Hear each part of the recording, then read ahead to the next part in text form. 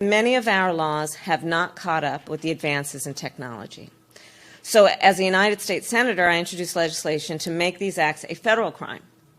And thanks to the recent, and our president, Joe Biden, and the recent reauthorization of the Violence Against Women Act, for the first time, cyber exploitation victims can sue their abusers in federal civil court.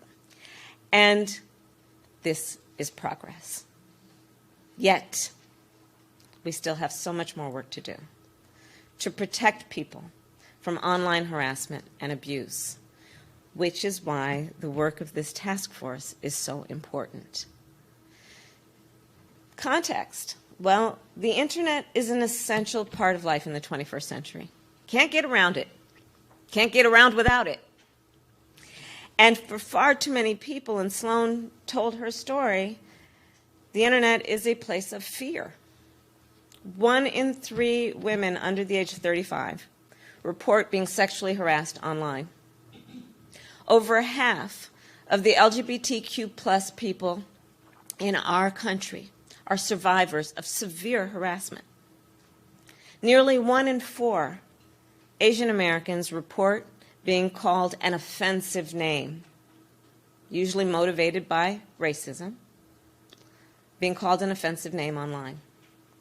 And black people who have been harassed online in our country are 3 times more likely to be targeted, again, because of their race. No one should have to endure abuse just because they are attempting to participate in society. So let us be clear. No one should be afraid that an abuser will use their private personal data, or that a person's private personal data will be used against them. And all people deserve to use the internet free from fear. This task force, then, will tackle a threat that has been far too real for far too many people for far too long. And the recommendations of this group and the extended group of experts and those who have been advocates in this space for so long, the collective work will help modernize the federal government's response to violence against women and people of all genders. It will lead to more evidence-informed policies and interventions, and it will support more federal funding to address online harassment and abuse, including grants to train law enforcement and prosecutors.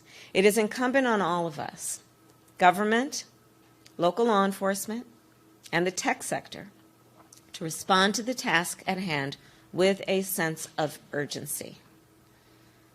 So I thank you all for your tireless fight and for your advocacy, for your strength to prevent these harms from happening in the first place and to hold perpetrators accountable. And the President and I look forward to hearing all of your recommendations. Thank you all so very much. Thank you.